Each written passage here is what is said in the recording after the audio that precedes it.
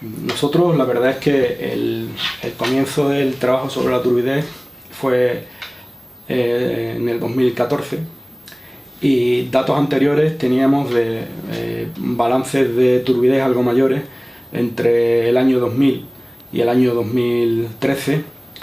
Luego ha habido diferentes periodos que nosotros asociamos a diferentes tipos de descarga del estuario, donde la turbidez ha variado siempre, teniendo en cuenta que el Guadalquivir presenta, desde que hay registros de medidas de turbidez reales, mediante sondas y aparatos, una turbidez bastante importante. El hecho es que el material que provoca la turbidez, fundamentalmente, que son materiales finos, sí que lo encontramos en el registro sedimentario desde hace aproximadamente unos 200 o 300 años, el mismo material. Lo que no podemos saber es si el volumen de ese material respecto al propio sistema hídrico del estuario del Guadalquivir presentaba esos grados de turbidez que presenta ahora. De hecho, durante los últimos 200 años, todo el estuario ha sufrido importantes modificaciones desde el punto de vista antrópico. Se han hecho bastantes cortas, se han modificado los canales, se han estrechado en algunos sitios los canales, se ha profundizado el canal, y son elementos que pueden influir decisivamente en la cantidad de material particulado que circula por el agua y la turbidez en sentido estricto. Además, el control que se ha hecho en estos últimos 300 años sobre los márgenes del río, que en muchas ocasiones eran llanuras mareales o intermareales, ha hecho que el prisma de marea, es decir, la cantidad de agua que la marea entra y saca diariamente, haya variado enormemente. Eso produce una modificación del tipo de mezcla, pero además produce que la cantidad de agua, entre comillas, más limpia, que es la que entra desde el mar, haya disminuido considerablemente. La evolución de la turbidez, yo creo que ha ido agravándose en estos últimos 50 60 años.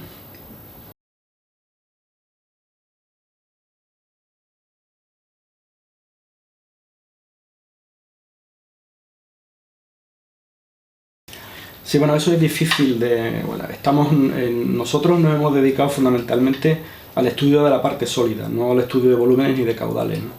Sí que es verdad que la turbidez tiene mucho que ver con el volumen de la descarga y los tipos de descargas que se producen, porque son descargas puntuales que llevan añadido un input de energía que hace que una parte del material que está sedimentado aguas arriba de los pantanos se resuspenda. Esa resuspensión aumenta el grado de turbidez, sobre todo fundamentalmente el material fino. El tipo de descarga que se produce va siempre en función de las necesidades de agua dulce que tienen fundamentalmente los cultivos de arroz que están en el estuario. Luego, las descargas lo que hacen es que en los momentos de descarga se producen unos picos de turbidez muy importantes que evidentemente proceden de la agua arriba de la presa de Alcalá. La disminución de los volúmenes de agua respecto a la cantidad de sólido total que está disponible hace también que el aumento de turbidez, que la turbidez aumente con esas mismas descargas. Es decir, a volúmenes de agua dulce muy altos el índice de turbidez es más bajo. A volúmenes de agua dulce más bajos el índice de turbidez aumenta.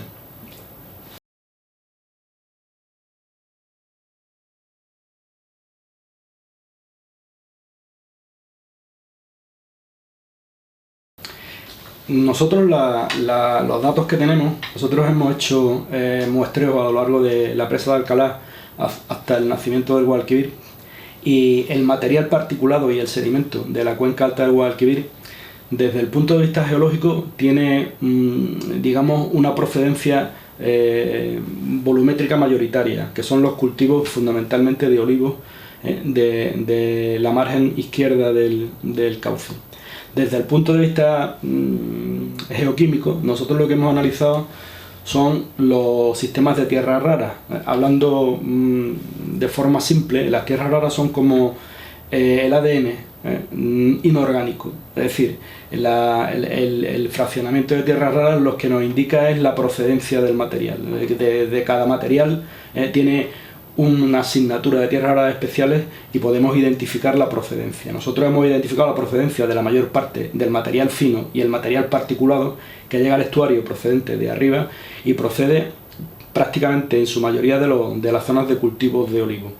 Es evidente que esa historia de la turbidez tiene que ir acompasada por el tipo de cultivo que se ha ido produciendo en la cuenca alta del estuario durante los últimos 200 años, donde en muchos sitios se ha cambiado el cultivo de cereales por el cultivo de olivo.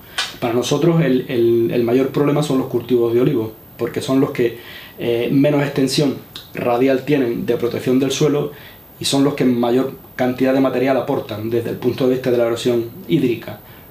Sí que es verdad que para un sistema como este, aunque los volúmenes de erosión hace 150 años fueran los mismos, el sistema los absorbía de otra manera, porque, repito, los volúmenes de agua han cambiado. En primer lugar, un factor importante en el estuario es el cambio del prisma de marea.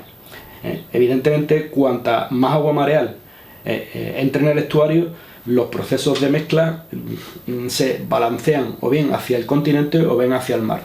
Pero son un elemento, digamos, de limpieza desde el punto de vista de la turbidez. Es evidente que también afecta como contrapartida de forma negativa a los cultivos de arroz. Es decir, si el prisma mareal sube demasiado, la captación de agua dulce no se podría realizar tal como la realizan ahora, que es prácticamente hasta la parte media baja del propio estuario. Repito, aunque los métodos de cultivo en estos últimos 200 150 años hubiesen sido los mismos, las condiciones hídricas del sistema han variado.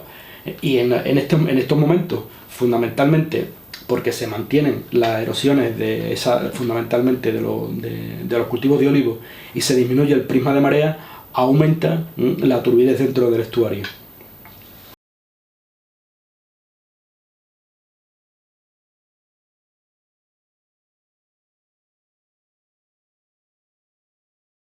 Vamos, sobre ese cambio digamos del método de cultivo nosotros realmente no tenemos datos.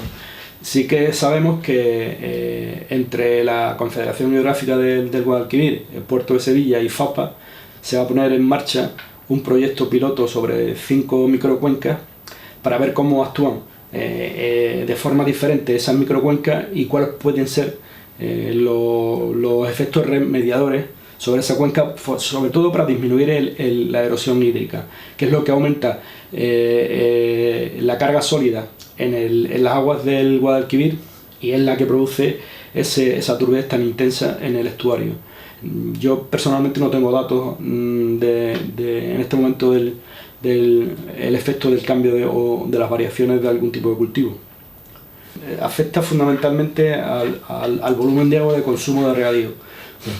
El gran problema al que se asocia la turbidez fundamentalmente es a la desprotección del suelo que se produce en los cultivos de olivo, es decir, entre olivo y olivo, y en la labranza de la propia tierra pone a disposición en el momento que llueve muchísimo material sólido. La erosión es muy importante, no hay digamos medidas de defensa sobre esa erosión y produce dos efectos fundamentales. Uno es la turbidez del río y en segundo lugar la colmatación de los embalses. La colmatación de los embalses de la cuenca del Guadalquivir es muy alta, de hecho hay dos que prácticamente están completamente colmatados. Es decir, aunque veamos volúmenes de agua importantes, realmente las profundidades son pocas. Eso es un enorme problema. Lo que digamos debería pretenderse es cambiar el modo de cultivo para disminuir la carga sólida. La carga sólida o una menor carga sólida permitiría disminuir la turbidez y disminuir la colmatación de los embalses. Hay diferentes técnicas que se pueden utilizar, en Israel las utilizan, que son una especie de mantos vegetales que no compiten con el olivo, que es lo fundamental, que no le quiten capacidad hídrica al riego y no disminuya las cantidades de agua que le llegan al olivo. Eso lo que te permite es que lo permitiría que la erosión superficial disminuyera enormemente y la carga sólida al río y la carga sólida al estuario también disminuyera, y la colmatación de los envases, evidentemente.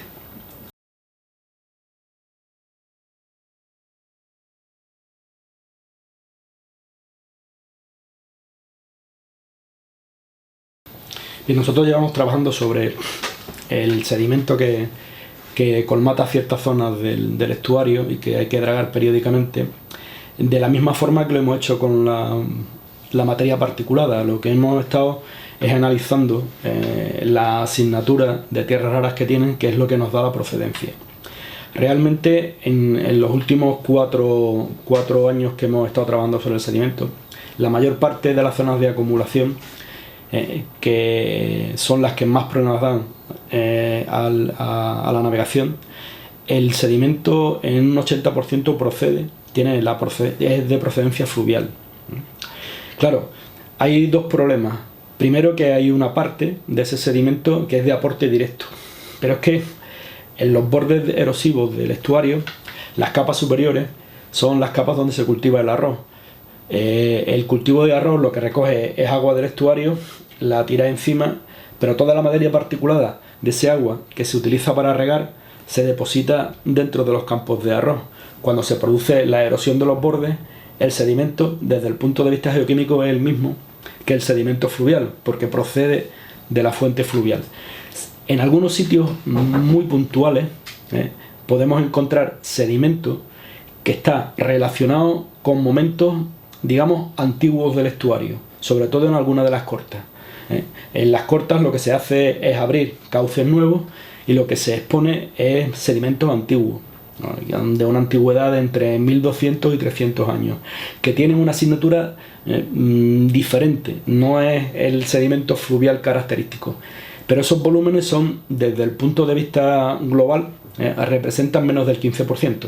La mayor parte del estuario, de los sedimentos que se depositan en el estuario son de origen fluvial, prácticamente seguro. Desde el punto de vista del otro input posible, que sería el mareal, afecta poco en volumen, y fundamentalmente está sujeto a la zona baja del estuario, en el entorno de Sanlúcar de Barrameda y poco más.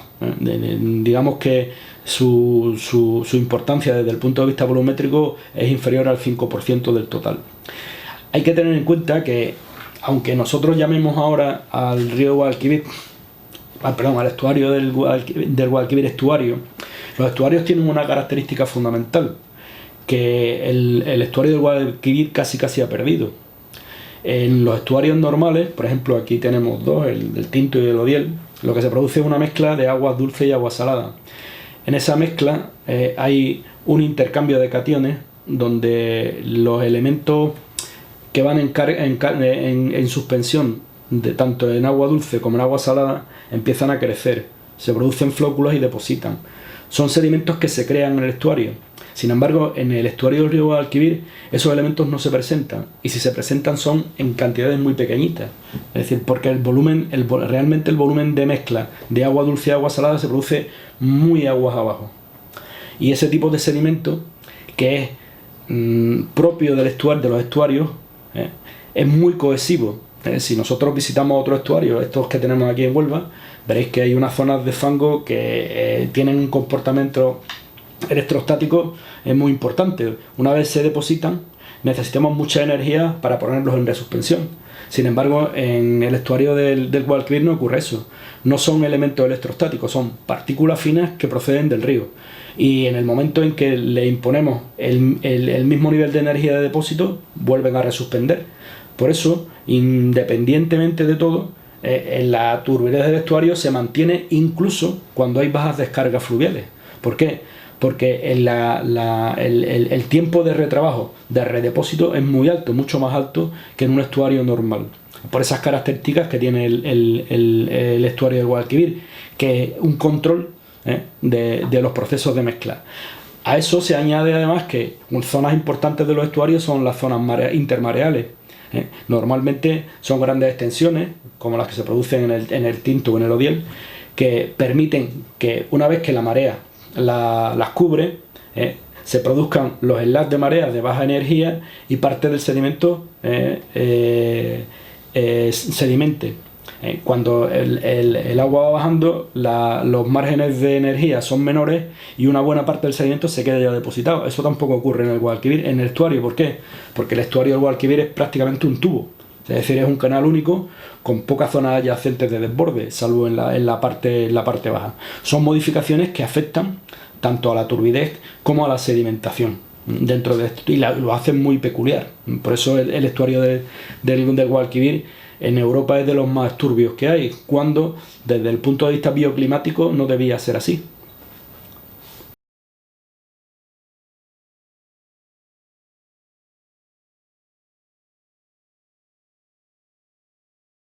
Hay un elemento fundamental en los estuarios que se estudia muy poco, que es lo que nosotros denominamos prisma de marea.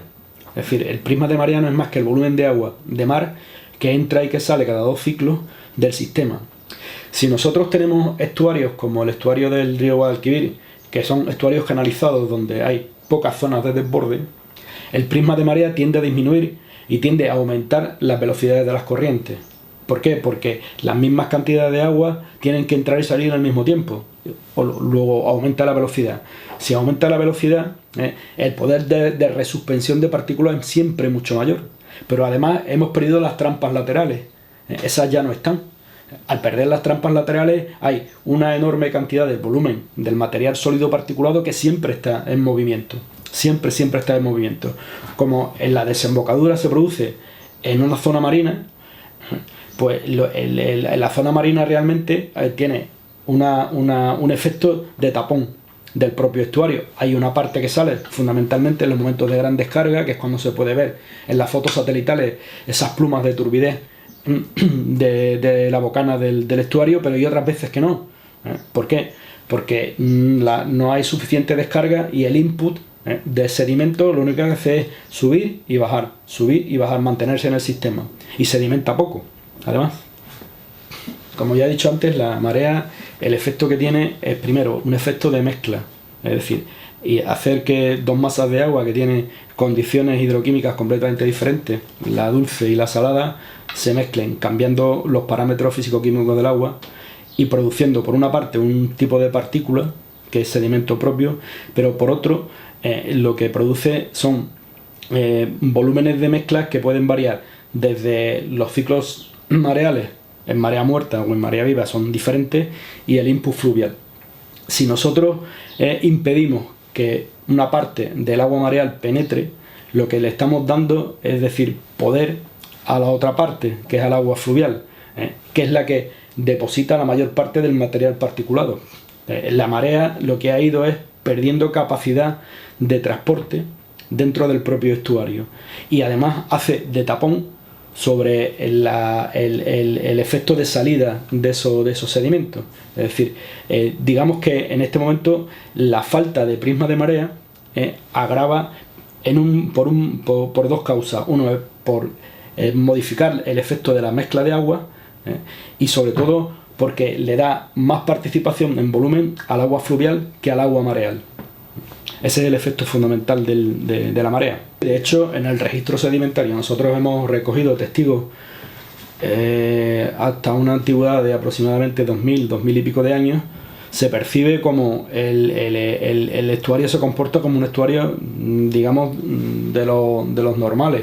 Es decir, hay un tipo de sedimento que es barbado, que unos son de origen mareal y otros de origen fluvial, de origen mareal fluvial. Sin embargo, en el registro actual prácticamente todo el estuario está relleno de sedimentos de origen continental. Es decir, se ven escasísimas barbas de sedimento mareal. Eso implica que a lo largo del tiempo, por condiciones normales también de los estuarios, la marea ha ido perdiendo capacidad, porque los estuarios en general tienden a colmatarse, y el prisma de marea de forma general también va disminuyendo a lo largo de su historia. Sin embargo, cuando nosotros aceleramos la pérdida de prisma mareal, pues aceleramos el proceso. Esto ha ocurrido, por ejemplo, en el estuario del río Odiel. Hay una gran extensión de zonas de inundación mareal que se han convertido en salinas extensivas, y todo ese volumen de agua que entraba y salía 2 veces a lo largo del día del estuario se ha perdido. Es un volumen de agua tan importante que en este caso, como el agua continental del Odiel son aguas ácidas contaminadas, hacen que el input ácido haya ido bajando estuario abajo. Si hace 50 años la descarga de metales se producía aguas arriba del estuario, porque la mezcla se producía aguas arriba, con la disminución del prisma mareal, la mezcla se va produciendo cada vez más abajo en el estuario, y las descargas de metales se producen cada vez más abajo en el estuario. Y en este momento, en el estuario, en la ría de Huelva, esa mezcla lo que hacen es que los sedimentos de la zona más marina, que son la zona portuaria, sean los más contaminados que hay, simplemente porque se ha disminuido el prisma de marea y se le ha dado más importancia al volumen de agua continental. Un efecto parecido es el del Guadalquivir, que no es un efecto metálico, pero sí que afecta a la turbidez.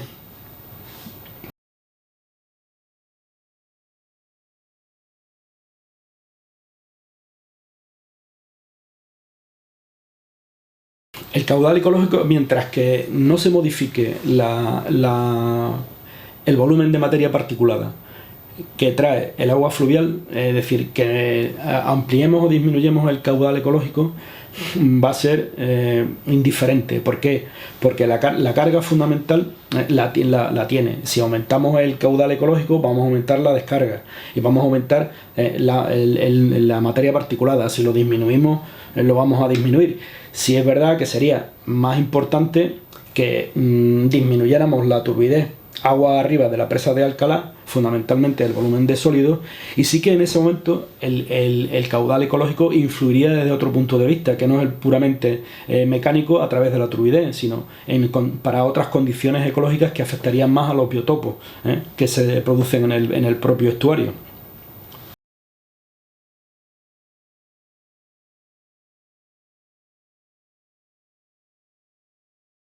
La turbidez tiene un origen muy claro. La turbidez se produce en la cuenca alta del sistema.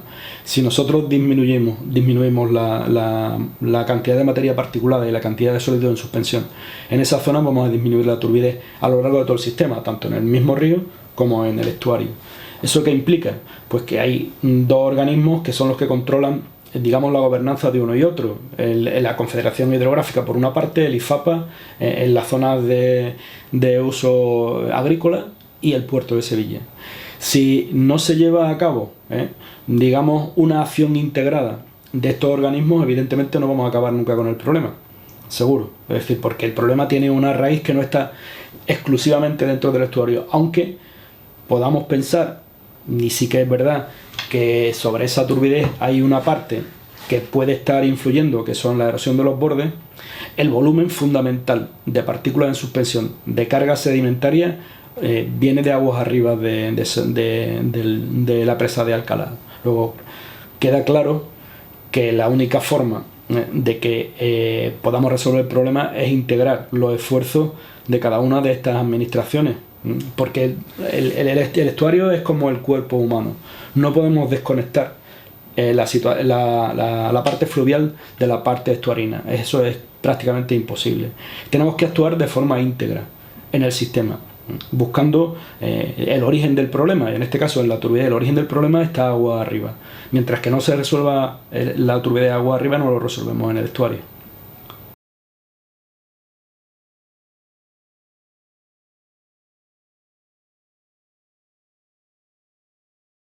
En un escenario de cambio climático, que es el que se está barajando, hay dos, digamos, variables fundamentales que van a afectar o pueden afectar a la cuenca. En primer lugar, es la periodicidad de las precipitaciones y los aportes líquidos. Pero en segundo lugar, es la torrencialidad de esas precipitaciones. Es decir, si vamos a disminuir los volúmenes, digamos, de agua de lluvia más o menos normales que se producen o se están produciendo históricamente a momentos de bajas precipitaciones con precipitaciones consecuentes muy torrenciales, lo que si no actuamos sobre la cubierta vegetal y sobre el suelo, lo que vamos a aumentar exponencialmente en esos momentos de precipitaciones son los sólidos en suspensión. Luego aumentaremos los problemas de turbidez. En los escenarios son para atajar ese tipo de cambio que se puede producir, actuar sobre el suelo en la cuenca alta.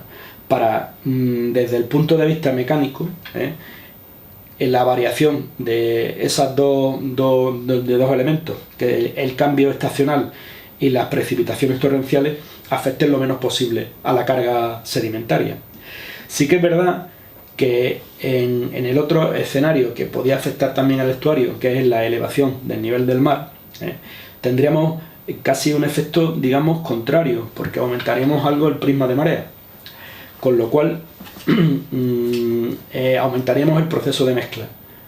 Si no se aumenta el volumen de agua fluvial y se aumenta significativamente el prisma de marea por un aumento del nivel del mar, pues van a haber dos consecuencias. Una, que la cuña salina va a ir subiendo estuario arriba y que vamos a ganar volumen de agua de marea respecto al agua fluvial. Pero claro, estamos hablando de efectos temporales que no se van a producir digamos a muy corto plazo.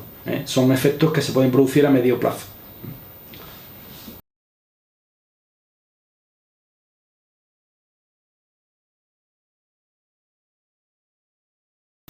A día de hoy nosotros, todos los datos que tenemos del sedimento, no solo del sedimento, sino de la materia particulada, son elementos limpios desde el punto de vista metálico. De forma puntual podemos encontrar algunas concentraciones un poquito más altas, pero que están muy por debajo de concentraciones significativas de metales.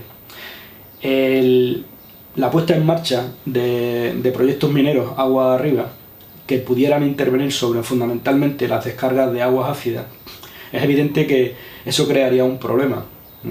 Fundamentalmente crearía un problema, ¿por qué? Porque se contaminaría el sedimento y también la materia particulada, que es muy susceptible a partir de los procesos de mezcla de agua ácida y agua o continental o marina no ácida, producirse sedimentos muy finos, que es lo que ocurre en el estuario del Tinto y del Odiel, que dan lugar a concentraciones metálicas muy altas en los sedimentos finos. La cuestión es que hay que implementar, si se ponen en marcha estos proyectos mineros, las medidas correctoras que sean necesarias, fundamentalmente aquellas que permitan que el agua ácida se limpie dentro de las propias actividades mineras y no se tire el agua ácida directamente a los cauces fluviales, cosa que en este caso la legislación no permite. Hay que tener mucho cuidado también en las balsas de decantación de esas minas, que no se vayan a producir pues accidentes como el que se produjo en Alcoyar o como el que puede producirse también en algunas de las balsas de decantación que hay aquí en la provincia de Huelva asociadas a la actividad minera. Yo creo que aplicando la legislación de forma correcta, pues no debería producirse ningún tipo de influencia desde el punto de vista metálico.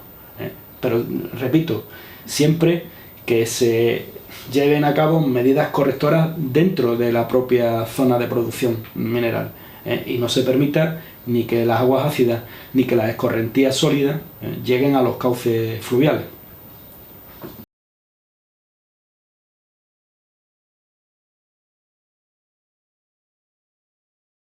La turbidez es un elemento fundamental, sobre todo porque no permite que la luz traspase a lo largo de la columna de agua, y lo que se produce es una disminución de la biodiversidad. Solo se permite que se sitúen dentro de la columna de agua aquellos organismos, sean de tipo bentónico o planctónico, que soportan la falta de luz. Para muchas especies de peces, por ejemplo el boquerón, donde la zona baja del estuario de Guadalquivir juega un rol importante en los alevines, pues pueden penetrar muy poco en el estuario, tienen una zona muy delimitada, porque agua arriba la turbidez les impide en condiciones normales que ellos desarrollen la actividad que debían desarrollar. Hay otros peces, pues bueno, que son depredadores, se alimentan de esos alevines, pero necesitan ver a esos alevines, tampoco están.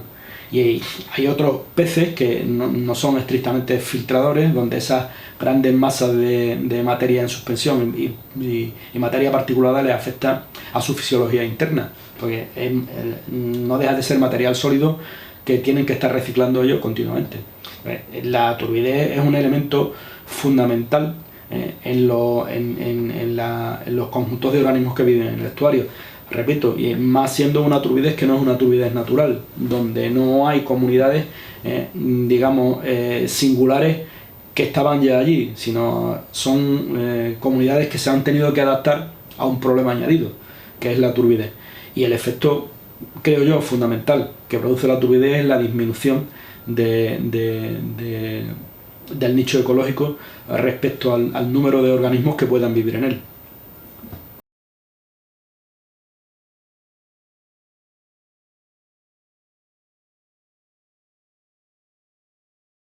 Es un problema con bastantes variables, y actuar sobre los dos de forma conjunta es difícil.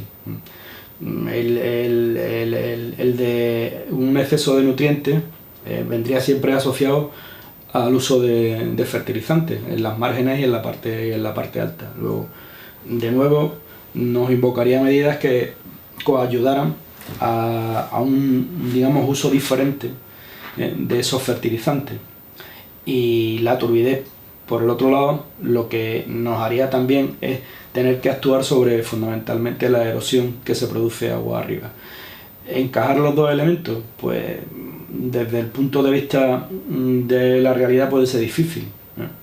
Yo no soy especialista en esta materia, pero creo que lo que sí esto nos hace volver otra vez a la integración de políticas de los responsables de cada uno de esos elementos, ¿no? En este caso Confederación, Puerto y los propios agricultores.